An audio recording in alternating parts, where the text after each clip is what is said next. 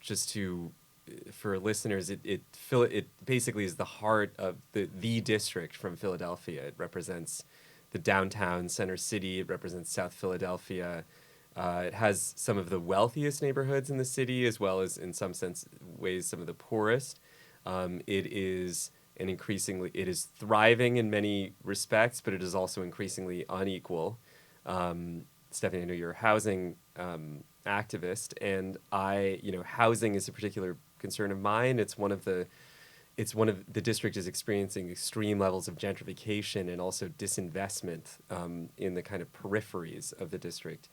It is a district that is going to be facing the effects of climate change, which will be much worse unless we do something about it. It's bounded by two rivers. Parts of the district already experience flooding. That flooding will get worse. Parts of it are expected to be underwater in the next 100 years. And in over the last 10 years, a lot of things have not changed for a lot of people. The minimum wage is $7.25 as it was 10 years ago. If you have that minimum wage, it will cost you 41 weeks of full-time pay just to for childcare for one infant. That's January to October, so 10 months. These are all statistics that I think you don't necessarily see if you're looking at the growth of the city and its center city and in the growth of commercial real estate and what appears to be a thriving district. But that leaves out a big story, and the story of many, many people who are facing real struggles in the district. And I am running to represent and to help bring equity through Harrisburg, through state office, to this district. I think we have a real opportunity now, and we have a real opportunity to advance real legislative goals, especially because this is the district. This is Philadelphia. This should be the leading district in the state Senate. We have the wind at our backs if we want it as legislators, as a legislator from this district, and that's. As I'm a longtime organizer, I'm a writer, and all of those things. I know what it feels like to be in and among social movements and to have people pushing and pushing for real change. And so I want to be representing that change in Harrisburg. That's amazing. Thank you, Nikhil, for explaining that so effectively, I think, for our listeners. I'm curious how you came to this moment here, how you became passionate about these ideas, and how you came to see yourself in this role.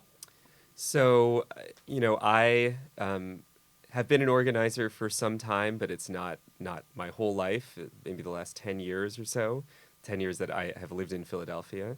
I I come from California. My parents I'm Indian. I'm Indian American. My parents moved to the United States from India in 1970. They were born in the 1940s under the British Empire. My mother, the first year of Indian independence. My dad comes from a village in South India.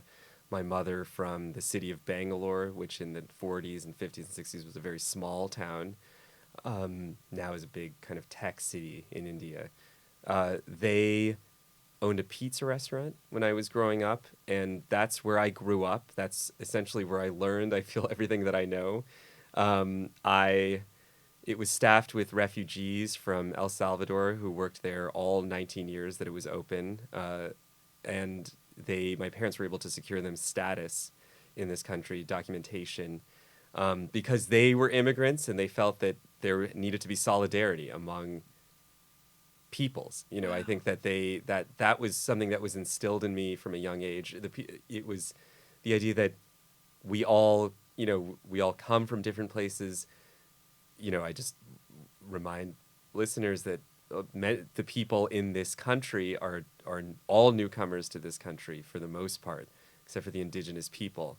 And so I think my parents recognized this, and they recognized the importance of establishing solidarity among people. And I learned that from them, and I've always taken that with me, that Indians, Salvadorans, people, a lot of, and then which is a lot of the new populations in Philadelphia.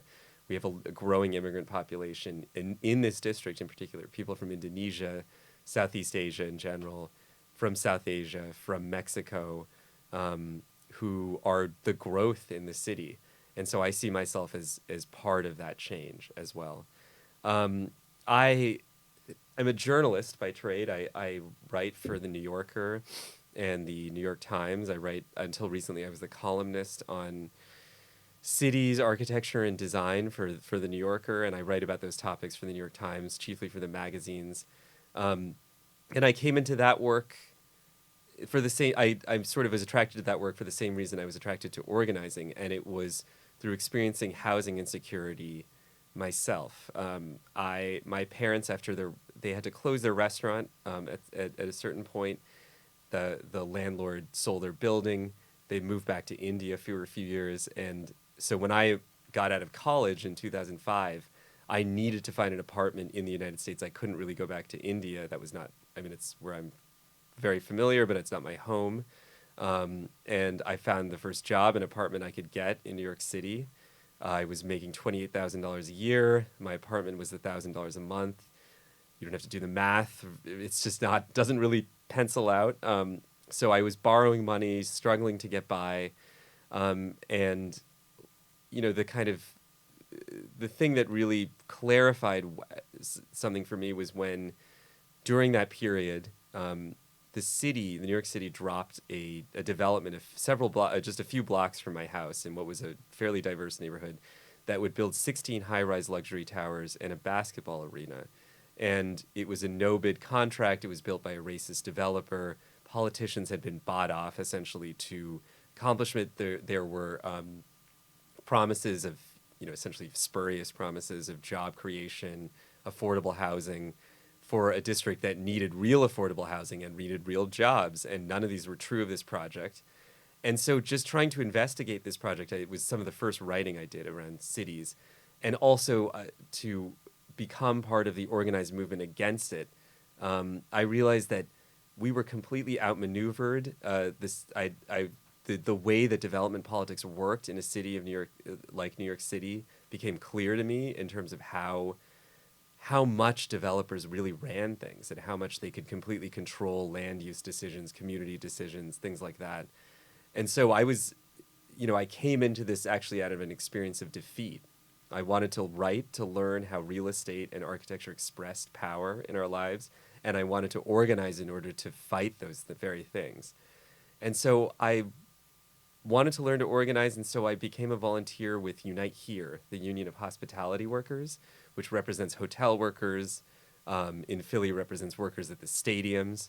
If you've been to a game at the Wells Fargo Center, if you've seen the Sixers or the Flyers or what have you, you've been served by a Unite Here member.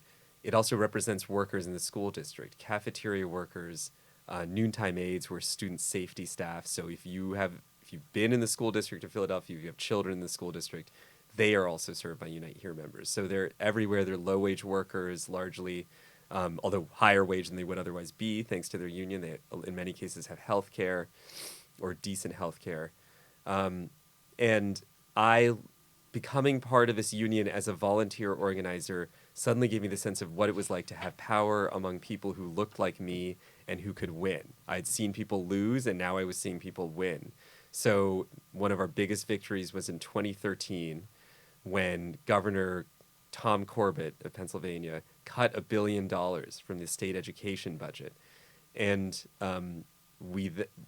thousands of people were laid off in the school district. I was a leader with Unite Here in the movement to get those jobs back.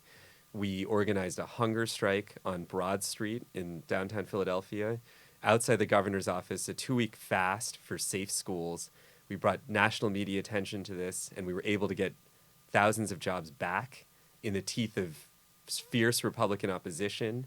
That was a huge fight at the same time that it was horrible that people were starving themselves on Broad Street in order to bring attention to the state of the Philadelphia school system. But it was a victory, and I thought even in the face of really strong opposition, people can mobilize, people can organize, and people can win.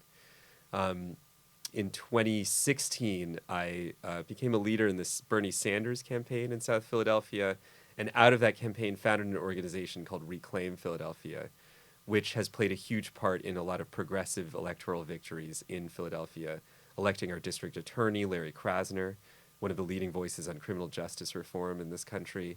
We also helped elect Kendra Brooks to city council, who ousted a Republican on city council, became the first independent candidate to win a seat in city council in modern Philadelphia history. And then in my own life, I mean, in a more neighborhood level way, I organized a number of people to run for the lowest level of Democratic office for committee person. This is essentially a community organizer within the Democratic Party. You represent one or two blocks, you represent your neighbors, and you turn out the vote. It was, I mean, we've left this out, but in 2016, Donald Trump won Pennsylvania by over 40,000 votes. I felt, a lot of people felt that we should be turning out the vote in Philadelphia more than we did. If we had all just turned out a few more voters in each division, each committee person, we would have been able to win Pennsylvania for the Democratic Party. And so we organized on that basis. I recruited 40 people to run for 54 seats. We won 33 of them. We won a majority. We transformed what was the ward, the second ward, which is a ward in South Philly, a neighborhood level section of the Democratic Party, became a huge. We changed the turnout in our ward in the first election by, I think we increased it by something like 70%, just by knocking doors, by engaging neighbors on the issues, by making them feel that there was something at stake in their local and state elections. I do believe that's the way to combat cynicism in our society, is through local politics. People can see the politics in front of them. You can meet people at their doors. I now, as a candidate, am meeting voters in our district. I mean, it just means so much more than, I mean, national politics is important. I just feel that we have a task to rebuild our civic engagement and our system of democracy at every level of our society. And that's one of the things that attracts me to local politics. And so I want to bring that change into the state Senate, and that's why I decided to run. I felt like we have a movement behind us. The district is changing. It's more diverse. It's more active. We need someone who represents that activity and that diversity in the seat. Incredible. Thank you so much for explaining that to us. And I actually recently engaged in door knocking for my own initiative, and I remember that so I'm building housing for people experiencing homelessness and their pets, and the first project that we tried to do was we were buying a huge building to house people in this building with their pets, and we were hit with a lot of NIMBYism, which is not in my backyard. A lot of people who didn't want a shelter of that magnitude in their backyard, and I really started to think a lot about how to counteract NIMBYism. And when that original project fell through and we kind of were devastated, slept for a while, ate lots of chocolate, got up eventually and said, we're going to figure this out. And we found another property in another neighborhood. But having learned the lessons of NIMBYism, I decided that we were going to do this project differently. And instead of, coming into a neighborhood saying, this is what we're doing, and thank God we're here, I said that what we have to do first is knock on doors and talk to neighbors and build a coalition. And it's not just an effective strategy, but also I'm very much against white savior complex, which has, I think, been predominant amongst nonprofits and organizations and people who've tried to do good in their community and in neighborhoods, who will just come in and say, I have all of these ideas and I'm bringing them to you. I think that really, to create change, we need people who are affected by, by all of these inequities in our system. We need them to be engaged, to be part of the process. And they have so much to teach us as activists, and they themselves can be their own activists. So with that in mind, I said I need to go meet these neighbors where we're going to be building housing, and I need to find out from them what they want for their neighborhood and listen to their voices, and then pull our resources and do it alongside them and with them, not for them. And so, however, the thought of knocking on doors was really overwhelming to me because I'm a little bit of an introvert. People tend to scare me. And I think, just kind of going up to some strange house that I don't know and knocking on the door and saying like, hi, tell me about your neighborhood. What are the issues that you care about? How can we work together to create change was overwhelming. And so what I did is I know people who have run for office and connected with them and said, tell me how you door knock and why do you door knock? And what I did at first, the first time I went out, I went with other people who've done this before, right? And I kind of let them take the lead until I got more comfortable and started doing it more on my own. And it ended up being one of the most rewarding experiences ever. But I remember at first it being incredibly daunting and overwhelming. And now I see it as being really a way that we can work with our neighbors, hear their voices, and create change together. We are going to take a 1-minute break because that's right up against our commercial break, but we'll come back and talk a little bit more about how to engage our neighbors and create this sustainable change together. Thanks again to our guest, Nikil, and we'll be right back after this short break.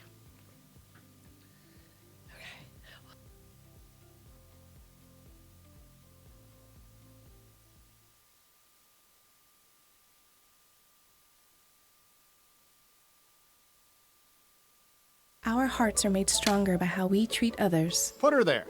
The light you share can impact those around you, but so can the darkness. Later, twerps. Did Pete saying mean things bother you? So when you reach out to another person, take a moment to consider how they will feel and let your heart be the key to making a difference. Because of you, someone's entire day, year, or even life can change. In every heart, there's hope.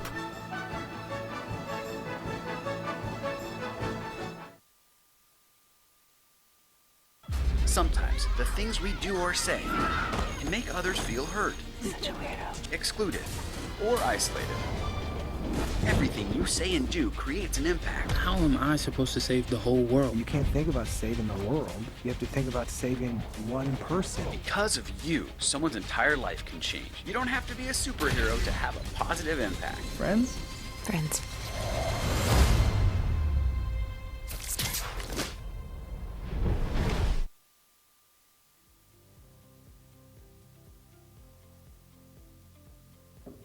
Okay, hi and welcome back. I'm your host, Stephanie Sena on Thinking Constellationally, and I have an incredible guest with us in our studio today, Nikil Sabal, who is running for state's senatorial candidate for District 1, which is most of Philadelphia, correct?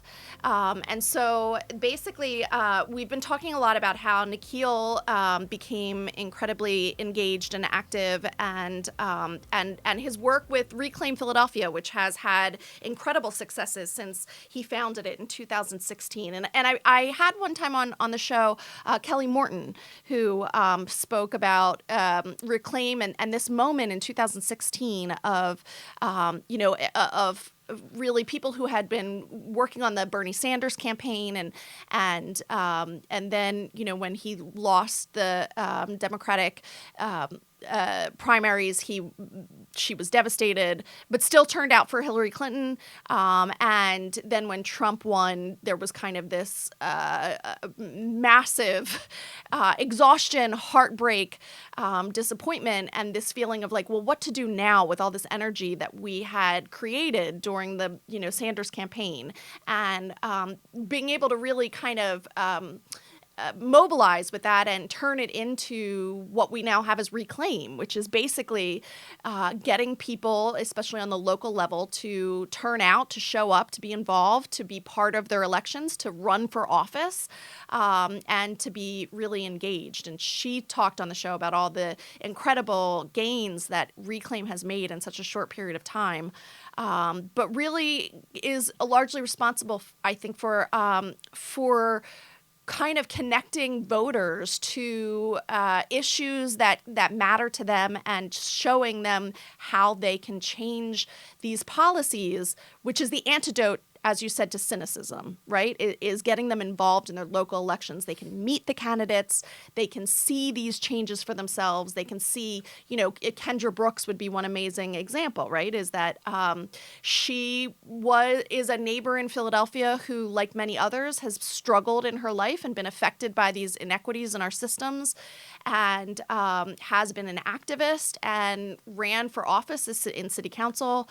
And really, it was this mass movement, this momentum of people turning up for her. And when people could see that that work had a payoff, right? That she won that seat and unseated a Republican, that has actually major implications for our world, our lives. So I think it's a really important point. This kind of antidote to cynicism would be to get involved in local politics. And so right before our break, we were talking a little bit about how to do that. And part of it, not the only part, but one part is door knocking as a way to engage neighbors. And I feel like that one-on-one FaceTime with people where you can really talk to them, get to know them, hear their concerns, hear what the issues are that matter to them, and get them engaged and have an opportunity to teach each other, to teach them about who you are and what you want and what your resources are that you bring to the table, and hear from them who they are, what they want, and how they can be part of this, I think is incredibly powerful. Thank you. I think you can underestimate how powerful it is until you do it, and often you can forget if you haven't done it in a long time. And it's because I'm a journalist and I'm a member of the media, and so I this is not just to criticize the media, but you do reading about politics and reading about national politics can be a very dispiriting experience, or it's certainly an alienating one. I feel that you can start to feel that you are isolated within your city or country or what have you, where you don't recognize that the people who are voting for Donald Trump, or you're like, how could I possibly be in this place that supports this person? I've had that experience many times. In fact, I felt it most acutely in 2004 in some ways, before 2016 anyway, when I thought in the midst of a really brutal war that the U.S. should not have launched, that the country still reelected George Bush. And I thought, where am I? I just don't feel, I feel rootless in this country. And it turns out, you start to suspect your fellow people. You start to think, well, I don't want to talk to anyone. I just kind of want to sit around and read and just cocoon myself. I can relate to that. Right. And sometimes that's you need restorative practices, but I think door knocking is actually, it's therapeutic in a way. It's not therapy, but it's therapeutic in the sense that you go out and meet people, and it turns out people are more open, they're more interesting, they're more curious, they're smarter than you, at least certainly than I tend to accept. And it's just I often get caught in door knocking, where you have a goal. In many instances, you're trying to persuade someone of a particular political, of a candidate's point of view, or on a particular issue, but you end up just getting caught in these long conversations, and those are the best. You get to know people very quickly. You find yourself sharing things about yourself and being vulnerable with people that you don't know, and that is how you build trust among people. And that's ultimately the point. We need to be building trust among our neighbors, in our communities, among people who are superficially not like us, whether because of ethnicity or class or where they come from or what have you. It can actually be a kind of countercultural experience, this experience of door knocking and deep canvassing and talking about where you're coming from, what is at stake for you, and like personally at stake if a certain candidate doesn't win. What is going to happen? What's going to happen to your reproductive freedoms? What is going to happen to your housing? What is going to happen to the state of the school that you send your child to if you don't advance certain policies or if you don't advance a movement? That's what I experienced at the doors. That's what we experienced, with the Sanders campaign. and fundamentally the Clinton campaign after that, we were trained in wanting to persuade people, and we knew that broadly people shared the values that we were organizing on, that people deserved that housing was a human right, that healthcare was a human right, that people deserved a guarantee of a home, a guarantee of healthcare, that they deserved to be able to pay for care for their child or for their elderly loved one. They deserve to take time off to take care of their children. Like these were all the things that we were organizing around, and door knocking was the way to build out our movement beyond our kind of circle. I would say that beyond the people who came through Facebook, beyond the people who came through these kind of somewhat, artificial networks that are created online. I think you start to get beyond that once you start to talk to people, and you keep going back to the same people, and you keep talking to them until trust is built up. And it's a long road, though. I don't want to, everyone has to do this everywhere constantly. It can't just be, campaigns do this, but we need to do this every day. We need to do this beyond the campaign setting. I think it needs to be part of our everyday lives. Yeah. That reminds me of what you're saying, of a book I read by Robert Putnam called Bowling Alone. You're nodding. Have you heard this book before? And basically, from what I remember of the book, we as a nation are so much more isolated and cut off from each other than we used to be. People used to be so much more engaged in community and in their neighborhoods and active in different groups and committees. And now people are isolating themselves within their own home. And in fact, actually, when I went out to this neighborhood where we're building housing, I heard that over and over again from people who said they didn't know their neighbors. And this is in the city. And and from what I do, I started door knocking and started recognizing that I was knowing the neighbors now more than the neighbors knew each other. But there was this kind of fear, I think, that people had of going outside, of meeting people, of this fear of crime, which I think that the local news channels capitalize on, fear of all different kinds of things. But they would express that they would go to school or work, and then they'd come home, and then they'd go back, and they didn't really. And also, there's a lot of people who, because of our, we're increasingly becoming wage slaves, that there isn't a whole lot of time left after we do all that to then engage with our neighbors.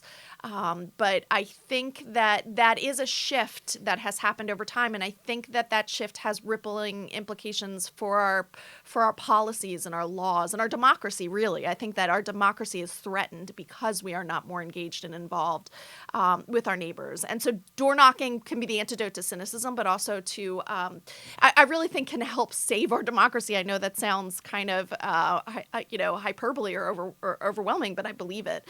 And I would say I agree with you that if listeners want to get involved, then I think door knocking is an incredibly important place to start. But if listeners are like me, which is timid, potentially a little bit introverted, would prefer to curl up with a book than to knock on a door, potentially they might reach out to people who've done it before, like I did, people who are a little bit more seasoned at it and have some experience, and go with those people. That makes it, I think, incredibly less daunting of a challenge. And then you warm up to it eventually when you see other people doing it and you learn how to do it. And then it is a kind of thing that sneaks up on you, and I found, and it sounds like you found this as well, is it becomes incredibly rewarding to meet these neighbors, to hear about them, to become vulnerable with them, and to find out that maybe they are smarter than you might think when you're sitting in your house and reading the New York Times. That's at least been the experience I have found. So I think that's really, really vital. We still have time left, luckily, in this talk, so I do want to talk more about how listeners can be engaged. But before I do that, I wanted to maybe switch gears a little bit and talk about maybe if you could tell us a little bit about what the current Pennsylvania State Senate looks like, and your goals for where you hope it will go in the future, especially with your eventual election. So can you tell us a little bit about that? Absolutely. So the current state of the Pennsylvania State Senate is Not great. It is. It has a few, you know, really important voices in it. Senator Katie Muth, who is in the suburbs. Senator Lindsey Williams in Western Pennsylvania. There are a number of leading, largely women senators in what is a largely male assembly. One of the most retrograde in that respect. Who are trying to do important work, but it is controlled by Republicans, only by a few seats. The state Senate, it's 50 senators. It's about three. We can a few seats would change the calculus a little bit. But that's not the only issue. I think there are also a number of people in the Democratic caucus who are not especially active and don't take fully seriously the gravity of the crises that we face in the state, especially around housing, around climate change, around the state of our schools. And I feel that way especially about this particular seat, which is the leading seat in Pennsylvania, because it is the seat from Philadelphia. It is the seat that has the most progressive leaning base. It could be advancing the kind of most visionary legislation. And I don't feel that that's currently being reflected. And partly that's because of who funds candidates and who funds the legislators. It's legislators across the state and including in this district take money from fossil fuel companies, from real estate developers, from water privatization companies. I mean, there's just it tends to make you less likely, I would say, to really advance strong policies to attack fossil fuel executives, to really build affordable housing, things like that. So that I think is if we do not have, if the leading seat in Pennsylvania, the seat from Philadelphia, is not the most active, the most progressive, the most kind of vocal state senator, then what it kind of diminishes the sense of urgency across the legislature, because you can see, well, the person from Philadelphia is not doing the things that we need done. That's sort of where I see the importance of this seat and why we need someone who is an organizer and someone who is skilled at mobilizing people and who will relate to people in the district and use the resources in the district and the energy to bring to bear pressure on the rest of the legislature. So, that's the reason. I mean, we need to be moving, not just, I think, flipping seats, although we need to be doing that too, but it has to be a multi-pronged strategy whereby we are changing the composition of the Democratic caucus entirely so that when we retake the legislature, and we have a program and a clear vision for what it is that we want to do. There are situations where people retake legislatures and there's no, and then you kind of squander your opportunity. I've seen places where they haven't. New York State, for example, it was a similar situation where people were blocked in the legislature by Republicans, by sort of conservative Democrats. And so there was a concerted, organized attempt across the state to build a majority and to build a program that was a lot of it was around a new energy policy, around rent regulation in some of the bigger cities, just about changing the entire balance of equity and who was represented in the legislature. And it worked. Now New York State is actually one of the better legislatures in the country. They're able to override, or to pass legislation over a fairly conservative Democratic governor, Andrew Cuomo, because of this strategy. And so I see myself as being part of this movement across the state. There are other candidates running across the state who are operating on the same principles. We're also working with groups that came out of the 2016, kind of the aftermath of 2016, indivisible groups in Berks County, Erie County, Western Pennsylvania, who are building and nurturing candidates for the next few years. So this doesn't stop with my campaign. It doesn't stop here. We are part of a broad movement because we care. We don't see another way to do it. And so that's this. I mean, that's a very broad-based, longitudinal sort of picture of the legislature. So, but we we are in it to make a long-lasting change, not just to win this campaign, but to win many. Incredible. Can you remind us when are elections for this position? So the election is April 28th. Okay. It's the Pennsylvania primary. It's the same as the presidential primary. Okay.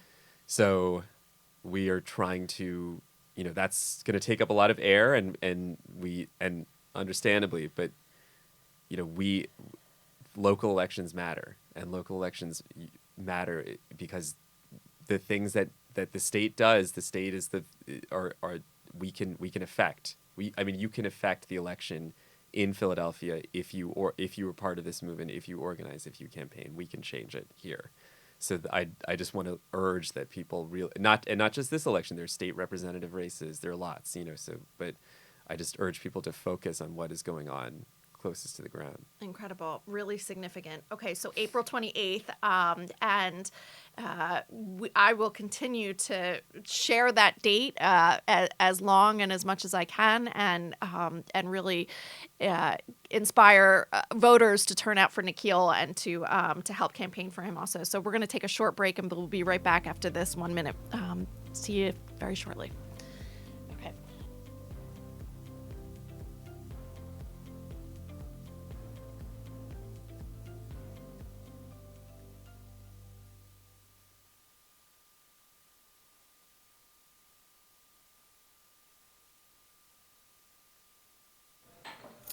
What do you think you're doing, Kevin? Was just gonna drive home. There are several warning signs present that you shouldn't be driving. Like hearing voices? Like your text-to-emoji ratio? Oh man, the selfies. Selfie, nailed it. We all have warning signs that let us know that we're probably not okay to drive. Mine is pretending to be your subconscious. Craig, come on man, let's split a ride home.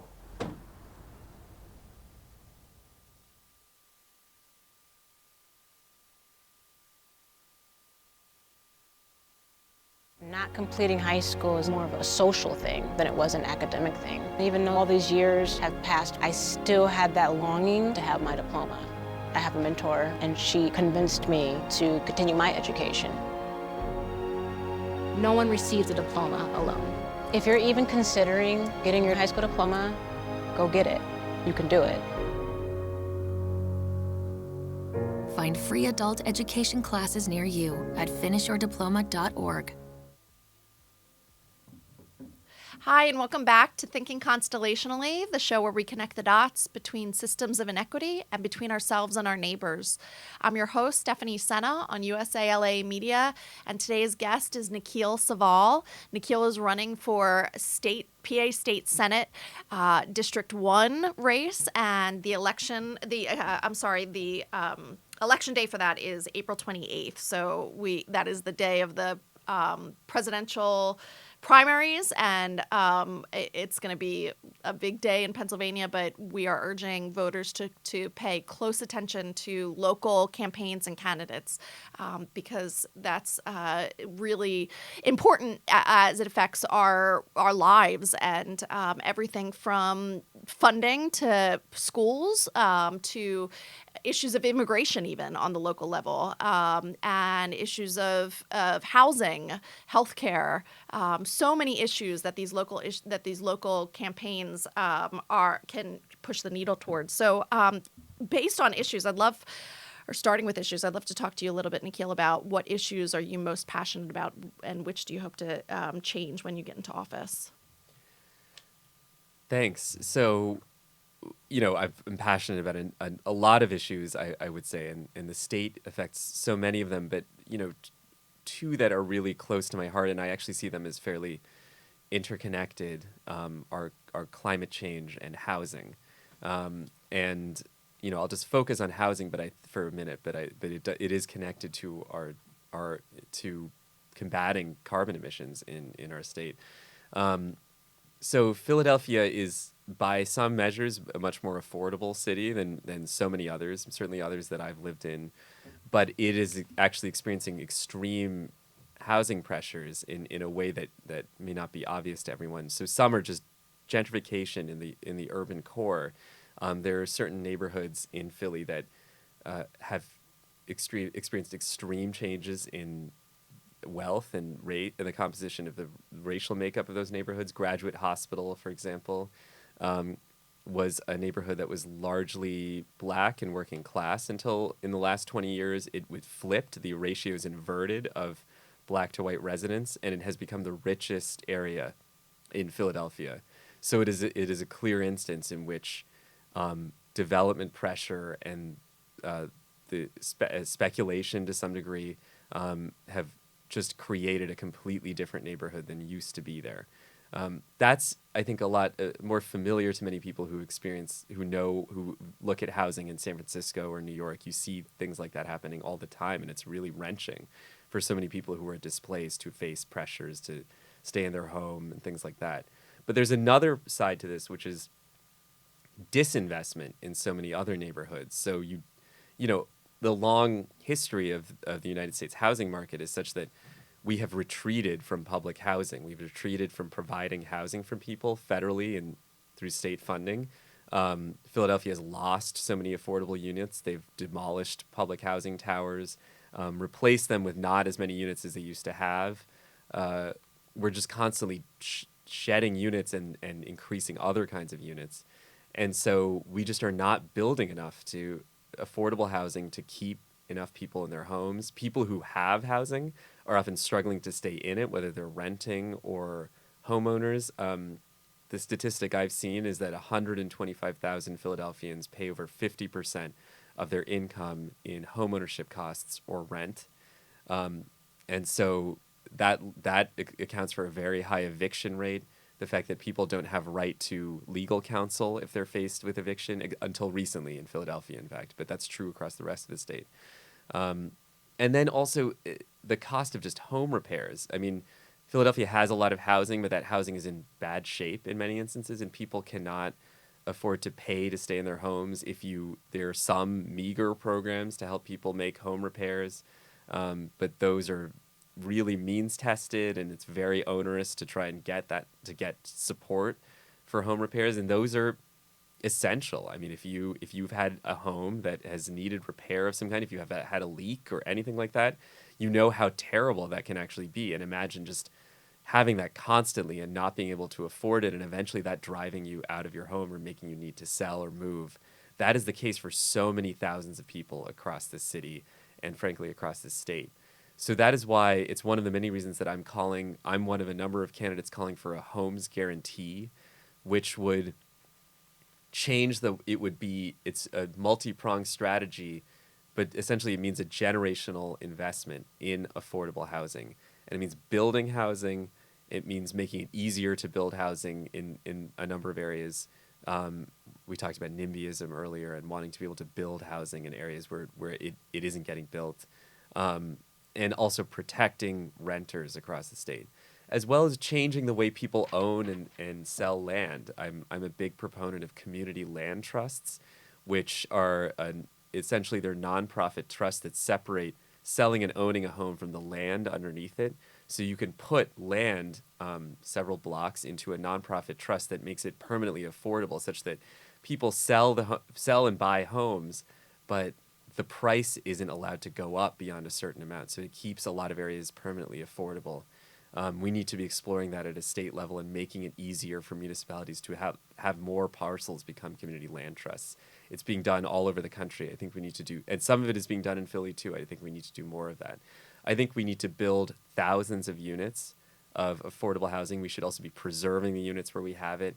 We should be allowing municipalities to take vacant homes and make them affordable housing and retrofit them. And we should be protecting renters. I'm a supporter of rent regulation to keep rents low, to make sure that rents don't spike in various neighborhoods, that landlords can't just artificially increase rents and drive people out of their homes. I think there's a history in the United States of this, and I just wanted people to understand that this is so common across the developed world to have rent regulation. And it's a way that people can stay in their neighborhoods and those neighborhoods can grow and thrive. Some of the effects of gentrification are, getting grocery stores where people don't have them, getting commercial activity where people don't have them. We don't want that to stop. We just want people not to be able to lose their housing or lose or be displaced because of them. You want people to be able to stay in a neighborhood as it grows and thrives, and rent regulation is one way to create that.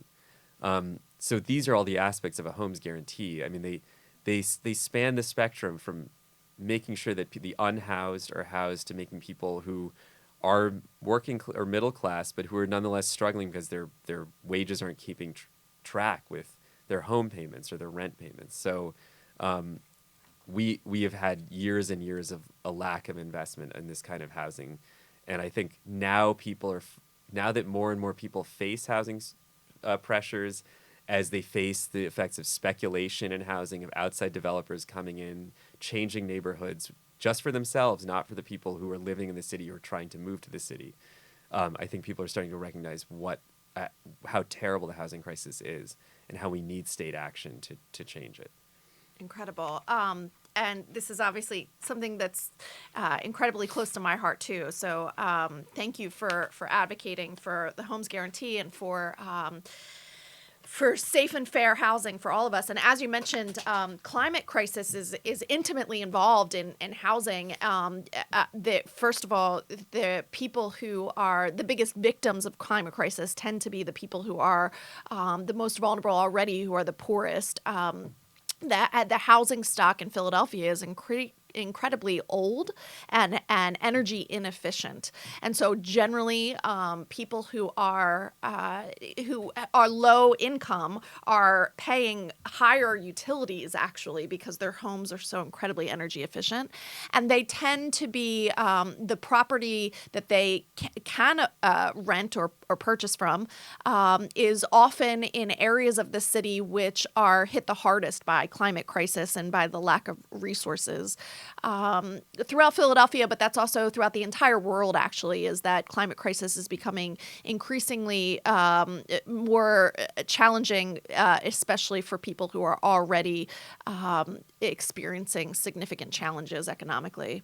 And so housing can be, I think, one prong of the solutions to this. I think that we absolutely do need to increase the inventory of affordable housing, but not just affordable housing, but affordable energy efficient housing.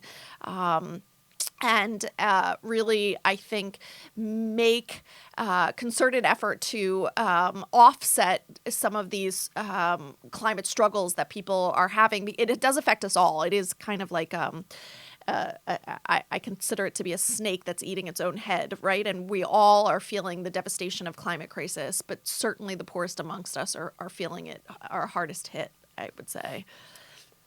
Yeah, absolutely. I think, the climate crisis expresses itself in every aspect of our society. I think we should be thinking about the fact that the toxicity in our school infrastructure in Philadelphia as a manifestation of how we prioritize, for example, subsidizing the fossil fuel industry, which the state does to the tune of $3 billion, but refuses to actually just make our schools safe and healthy and to think about how our school infrastructure is going to be under extreme climate pressure, and we haven't been planning for that. There's just ways in which an unhealthy, toxic environment, all told, is the result. Is a feature of our inability to face up to ecological devastation and the climate crisis. In housing, I believe that we should be greening all of our housing. I mean, housing is a big source of emissions. You mentioned the cost of utility payments. It is inefficient the way we build housing or fail to preserve it. Preservation is also an ecological strategy, because when you have a house and the energy is sunk already into the house, but demolishing it, carting the remains off, building something new, usually worse or less long-lasting, is a huge expenditure of energy. And so we should be thinking about preservation as a housing as a kind of a low carbon strategy. But the other thing is density. I think across the state, we've been subsidizing highway expansion. We've been subsidizing sprawl, suburban development, single family housing, and have not been building densely, have not been building around mass transit. So we should be really focusing about building dense, affordable, green housing and building it near transit and expanding those transit opportunities. We in our state allowed, for example, ride sharing, ride hailing, whatever you want to call it, Uber and Lyft to come into the city, which was seen to be an efficient strategy, but it actually has been a death spiral for transit because it clogs center cities, it blocks bus lanes, people take those cars to the exclusion of transit, and then that kind of starts to have its own effects. You were like, oh, my bus is delayed, I'll just get out and jump in an Uber or Lyft, and then that blocks more. It just creates more and more traffic, and then we're losing our transit systems as a result.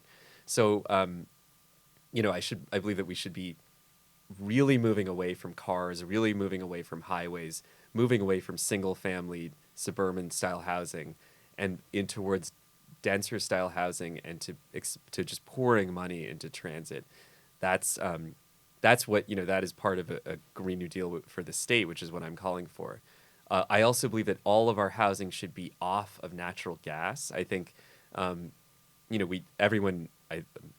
many people agree that we need to transition off of fossil fuels, but one of the ways to do that is to actually change the way the demand side. We spend so much, our houses just use so much gas, and like if we actually get them off of it, that's one of the ways to reduce the demand for gas production in general.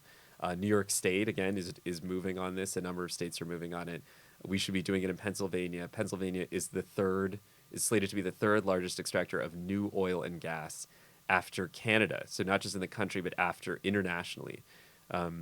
That, if you know the carbon effects of extracting oil and gas, that should be horrifying to a lot of people. We should be moving to change our infrastructure and employing new people in new industries. I think that's the other side of this. People are afraid of what this means for people who work in fossil fuel industries, but we need newer industries, and we need new green energy, and we need to be investing in it. And we should treat them the way we treat all of these projects. We should be paying prevailing wages. We should be doing minority hiring. We should be hiring union labor. I think that's all doable. It's just we need to act on it. And if we don't have a vision around it, people are going to be scared. People are going to be divided around these issues. You see this with the current fight over the oil refinery in Philadelphia, because partly there's no vision around a different model, and it's not inclusive. People aren't really acting on those terms, and so that's why, I think the climate crisis is essentially at the center of so much of what we do, and we need to have vision around it. Absolutely. I agree. There's an incredible book I want to recommend for any listeners who are interested in how these issues of really smart growth, sustainability, transportation, and affordable housing are all linked, how we've gotten to the place we are and kind of a pathway forward to becoming more sustainable, energy efficient, and equitable for all of our neighbors, especially when it comes to housing and transportation. The book is called Dead End: Suburban Sprawl and the Rebirth of American Urbanism by Benjamin Ross, who's an activist and a scholar, an urban activist really calling for kind of greener housing and transportation. An excellent book. But thank you, Nikil, for explaining so eloquently all of these challenges we have currently and a path forward, and how you are and our neighbors are part of that pathway forward, how you have kind of mobilized and are running for office to change these policies and to create more sustainability and equitability, and how you are inspiring and engaging our neighbors. So in the remaining time that we have left, I wonder if you can just give us some kind of calls to action, some steps forward. If we want to be involved in your campaign and getting you elected, what can we do as listeners? So obviously I would hope that anyone listening who is moved by these issues and by what we're trying to do would volunteer on our campaign, would go to nikilsabal.com. It's nikilsaval.com to sign up to volunteer. I'll mention what it has meant in a more specific case. So I met someone at a forum for the Sunrise Movement, one of the movement that is really pushing a Green New Deal across the country, who was 13. She has been in climate strikes and marching, and I think wanted to do something more tangible in her words, really, to win a Green New Deal. I think she appreciates marches, she appreciates all of that, but she wants to talk to people, to organize, to kind of get her, get down in the dirt, as it were, of organizing. And so she volunteered for our campaign. She knocked doors because she wanted to support a Green New Deal candidate, and that was great for me. It's just, I see this as I've been in campaigns, and campaigns come and go, and I don't want this to come and go. I mean, we are going to win, and we are excited about it, but I want this to seed volunteers across the district, people who will build a constituency for the issues that we want to see, who build change for the things we want to do. I hope there are many more people running for committee person. There are many more people just who have been, because they've been able to knock doors, they're ready to organize on all kinds of issues, especially, including these issues that we're talking about. So that's what I hope for. Campaign is not about me. I feel uncomfortable, frankly. I've always been an organizer, and so it's funny to step out It's fine. in front of a campaign. I'm part of it. I'm a movement organizer, and so this is about these issues. This is about a broader movement, and that's why people should get involved, and I hope they will. I'm sure that they will, and you've certainly inspired me to get involved and volunteer. So thank you so much, Nikil, for coming on the show today and for talking to us about the issues that matter and how you are making a difference and engaging our neighbors so that we can all make a difference alongside you. That's been incredibly inspiring, and I've learned so much from you. So thank you so much, Nikil, for joining us in the studio today. Thanks for having me, Stephanie. Okay, and we'll be back next week on USALA Media with Thinking Constellationally. Again, I'm your host, Stephanie Sena. Enjoy your week.